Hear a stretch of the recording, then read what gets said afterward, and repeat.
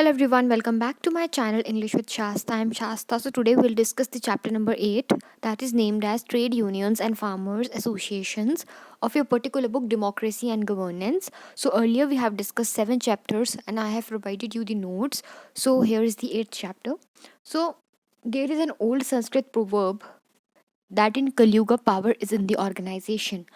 ठीक है, पावर कहाँ पे? ऑर्गेनाइजेशन में. तो ट्रेड यूनियन एक ऑर्गेनाइजेशन है. ठीक है. कार्ल मार्क्स की क्या है डेफिनेशन, क्या है? Workers can not get adequate and satisfactory wages until they organise themselves in a group and present their demands. Karl Marx क्या बोलते हैं कि वर्कर्स जो हैं जब तक अपने आप को जो हैं वो एक ग्रुप में फॉर्म नहीं कर लेंगे तभी उनके वेजेस बढ़ेंगे, तभी उनके डिमांड्स को जो है वो सुना जाएगा. अगर वो ग्रुप नहीं बनाएंगे तो कुछ भी नहीं सुना जाएगा.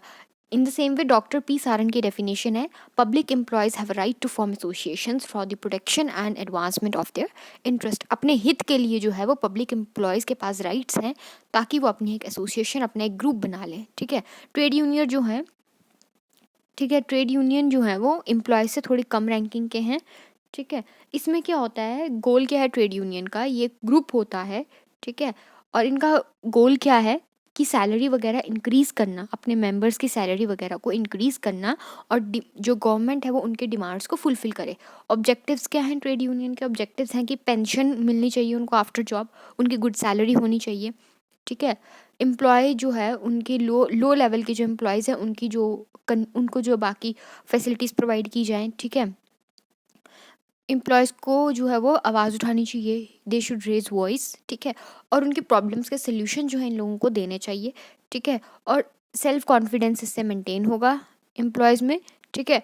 और अपने ट्रेड यूनियंस अपने डिमांड जो हैं वो ब्यूरोक्रेसी को जो है वो शो करेंगे. ठीक है. अब एक होता है कंस्ट्रक्टिव, एक होता है डिस्ट्रक्टिव. ठीक है. जब जो है एम्प्लॉय जो है वो क्या करता है, सजेशंस देता है किसी नेशनल प्रॉब्लम को सॉल्व करने के लिए. ठीक है. और वो जो दे रहा है एक जो सजेशन दे रहा है, ठीक है, वो जो है वो एडमिनिस्ट्रेशन के इंटरेस्ट में है, that is known as constructive. ठीक है. जब हायर ऑफिशियल्स जो हैं वो एम्प्लॉयज़ की प्रॉब्लम ढंग से सुनते हैं. ठीक है. और उसके बाद जो है उस सिचुएशन को फ्रंट में रख के कुछ वेज जो हैं वो लेके आते हैं जिससे वो प्रॉब्लम जो है, वो सिचुएशन जो है वो इम्प्रूव हो जाए. और डिस्ट्रक्टिव क्या होता है? अगर जो है वो एम्प्लॉयज़ अपनी डिमांड्स को प्रेजेंट कर रहे हैं अपने सेल्फिशनेस के लिए, उसमें जो है वो एडमिनिस्ट्रेशन को कोई भी फ़ायदा नहीं है. ठीक है. हायर ऑफिशियल्स उनकी सुन भी नहीं रहे हैं, उनकी प्रॉब्लम्स को अटेंशन भी पे नहीं कर रहे हैं. ठीक है. और उनको क्या है, स्ट्राइक वगैरह पे उतरना पड़ रहा है, दैट इज़ डिस्ट्रक्टिव. फंक्शन क्या ट्रेड यूनियन का, ये मैंने आपको पहले बता दिया, आप इसको एक बार रीचेक कर लीजिए. नेक्स्ट हो जाएगा राइट्स ऑफ ट्रेड यूनियन. तो क्या क्या राइट्स हैं इनके? कि कोई भी डिस्प्यूट होगा, ठीक है, इनका जो डिस्प्यूट होगा ट्रेड यूनियन का, उसको आप कोर्ट में नहीं लेके आ सकते. कोई भी एक्शन इनके खिलाफ, इनके मेंबर्स के खिलाफ नहीं लिया जाएगा.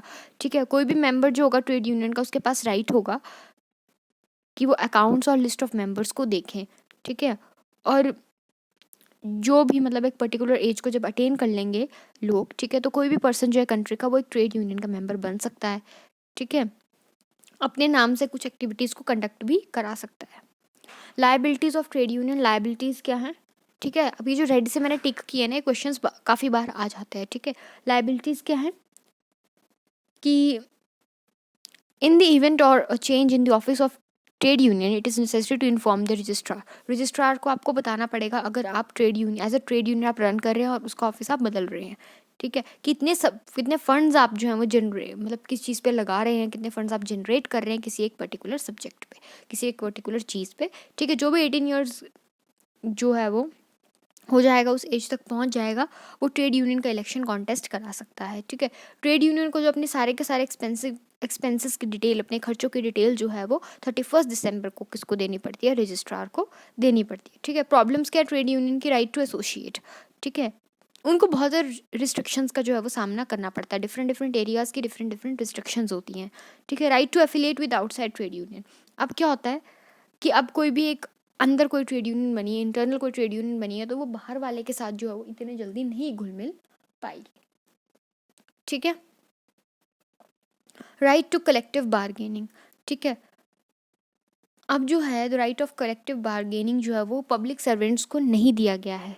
क्योंकि उनके प्राइवेट एम्प्लॉयज़ और पब्लिक वालों की जो है वो डिफरेंट एक पोजीशन है. राइट टू आर्बिट्रेशन, ठीक है. डिस्प्यूट्स वगैरह कोई हो रहे हैं एडमिनिस्ट्रेशन और एम्प्लॉयज़ के बीच में, तो आर्बिट्रेटर्स जो हैं वो रखे गए हैं जो कि सॉल्व करेंगे. गवर्नमेंट के सर्वेंट्स ही हैं एक तरीके से. राइट टू स्ट्राइक, अगर उनकी बातें नहीं मानी जा रही हैं तो आप स्ट्राइक भी कर सकते हैं, ठीक है. First perspective, W.E. मॉशन ने फर्स्ट इसमें जो है वो 5 पर्सपेक्टिव्स दिए हैं. फर्स्ट पर्सपेक्टिव जो है वो W.E. मॉशर का है, ठीक है. सेकंड क्या बोल रहा है वो, सेकंड बोल रहा है कि गवर्नमेंट एम्प्लॉयज़ और जो प्राइवेट इंडस्ट्रीज़ के एम्प्लॉयज़ है उसमें डिफ्रेंशिएशन करो. थर्ड वो बोल रहा है कि एक हैप्पी और पीसफुल लिविंग के लिए जो चीज़ें ज़रूरी हैं, जो राइट्स ज़रूरी हैं, उनको बनाओ. फोर्थ वो बोल रहा है कि स्ट्राइक जो है, ठीक है, स्ट्राइक से जो है वो एम्प्लॉयज़ की प्रॉब्लम गवर्नमेंट के सामने आती है, ठीक है, तो पर गवर्नमेंट जो है वो रिजॉल्व करे उनकी चीज़ों को. फिफ्थ क्या है, फिफ्थ बोल रहा है कि जो प्रॉब्लम्स हैं एम्प्लॉयज़ की उनको कंसिडर किया जाए, ठीक है. Social base and character of trade union movement. Social base and character क्या ट्रेड यूनियन मूवमेंट का इंडिया में? एनलार्ज्ड ज्यूरिसडिक्शन, ठीक है.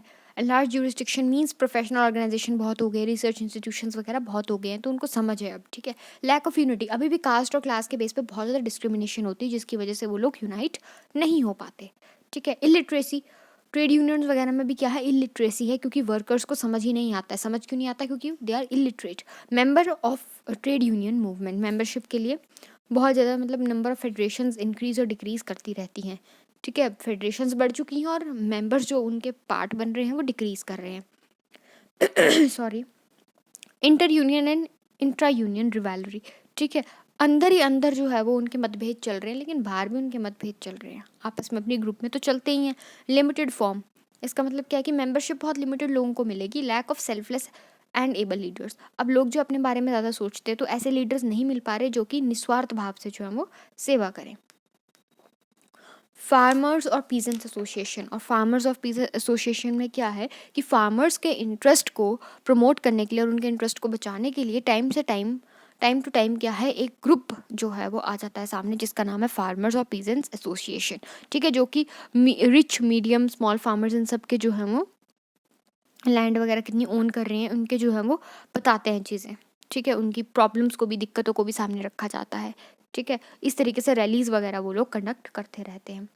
पीजेंट मूवमेंट आफ्टर इंडिपेंडेंस, तो तिभागा मूवमेंट हुई थी 1946 से 1947 के बीच में. फर्स्ट पीजेंट मूवमेंट थी इंडिया में जो कि इंडस्ट्रियल वर्किंग क्लास को इससे दूर रखा गया था, ठीक है. तो इसका बेस जो था वो लिमिटेड था, इंडस्ट्रीज़ को इन्होंने नहीं लिया था अपने मूवमेंट में. तेलंगाना मूवमेंट 1946, ठीक है. तेलंगाना मूवमेंट में क्या था कि एक्सेसिव टैक्स हम नहीं देंगे. नक्सलबाड़ी मूवमेंट 1969, इसमें कानू सन्याल नक्सलबाड़ी लीडर था. उन्होंने इसको फाउंड किया था और उन्होंने बोला था कि सोशलिज्म जो होगा वो कंट्री में होगा, ठीक है. अपहेवल इन आंध्र प्रदेश, आंध्र प्रदेश में अपहेवल मूवमेंट हुई थी. ज़मींदार वगैरह से जो लैंड इन्होंने छीन ली थी, स्नैच कर ली थी, उसको लेके ये हुई थी, ठीक है. लेकिन ये मूवमेंट जो 1951 में गवर्नमेंट ने क्रश कर दी थी, ठीक है. पीजेंट मूवमेंट आफ्टर 1970, आफ्टर 1970 क्या हुआ, फर्टिलाइजर्स, इलेक्ट्रिसिटी वगैरह को लेके भी मूवमेंट्स होती थी, ठीक है. एग्रीकल्चर लेबरर्स को लेके मूवमेंट होती थी. एक स्टेट से दूसरे स्टेट में जब आप अपना एक्सपोर्ट इंपोर्ट करें उसको लेके मूवमेंट होती थी. ये आपने पढ़ लेना, भारतीय किसान यूनियन वगैरह. अब पीजेंट मूवमेंट क्या है, पीजेंट मूवमेंट जो है वो लैंडलॉर्ड्स पे डिपेंड हो. पीजेंट सबसे पहले किस पे डिपेंड थे, फार्मर्स किस पे डिपेंड थे, लैंडलॉर्ड्स पे डिपेंड थे, ठीक है. और जो मतलब वो लोग जो बनाते थे एक तरीके से, जो इन्हें अपनी मूवमेंट चलाते थे, उसमें भी क्लास, क्रीड, सोशल और रीजनल बैकग्राउंड के बेस पे डिस्क्रिमिनेशन होती थी, ठीक है. ये मूवमेंट्स या तो फेल हो जाती थी या तो क्रश हो जाती थी इस वजह से, क्योंकि बैकवर्ड जो सोशल स्ट्रक्चर और ये क्लास स्ट्रक्चर जब देखते हैं, कास्ट देखते हैं, तो इस वजह से क्या होता था, क्रश हो जाती थी या फेल हो जाती थी. क्योंकि अगर आपकी आपस में ही नहीं बन रही है तो मूवमेंट बड़े लेवल पे क्या काम करेगी, ठीक है. तो लोकसभा में क्या है, नंबर ऑफ 50, मोर देन 50% जो है वो फार्मिंग क्लास से जो है वो बिलोंग करते हैं लोकसभा में. सोशल बेस एंड कैरेक्टर क्या है पीजेंट मूवमेंट का, रीजनल मूवमेंट है एक, ठीक है, एक रीजन के लिए होती है. इसके लिए भारतीय किसान यूनियन है इंडिया में. Outside and non farmer leadership, ठीक है. औरों की प्रॉब्लम्स क्या है, फार्मिंग से रिलेटेड क्या प्रॉब्लम्स आ रही, फार्मर को क्या प्रॉब्लम्स है, उस सब के बारे में बताना. सपोर्ट ऑफ पॉलिटिकल पार्टीज, अब पॉलिटिकल पार्टीज क्या करती हैं, एक को अपनी तरफ कर लेंगी, उनकी सारी बातें मान लेंगी, चाहे अगले साल फिर माने ना, तो इससे क्या उनको सपोर्ट मिल जाता है पॉलिटिकल पार्टीज़ का, तो कुछ टाइम के लिए वो सही हो जाती है. वीक ऑर्गेनाइजेशन, इनमें आपस में ही इतनी ज़्यादा कॉन्जर्वेटिव थिंकिंग, ऑर्थोडॉक्स थिंकिंग है, तो इनकी अपने आप ही आपस में नहीं बनती. Lack of attention towards the problem of landless farmers, जिनके पास लैंड ही नहीं है, उनकी लैंड या तो ले ली हुई है किसी ने, एक्सेसिव टैक्स वो नहीं दे पाए हैं, ठीक है, तो उनकी लैंड ले ली गई है या कोई भी रीज़न है, उनकी तरफ कोई अटेंशन नहीं ड्रॉ करता। Non political character, non political character क्या है कि पीजेंट मूवमेंट को एक ऐसी मूवमेंट रहने दो जिसमें कोई भी पॉलिटिकल पार्टी डायरेक्टली नहीं आती है, लेकिन इनडायरेक्ट वेज में ज़रूर आती है, ठीक है। So this was all about chapter number 8। तो इसका जो आपने स्क्रीनशॉट्स वगैरह ले लेने हैं, ठीक है। So thank you. God bless you all. Love you. Bye bye.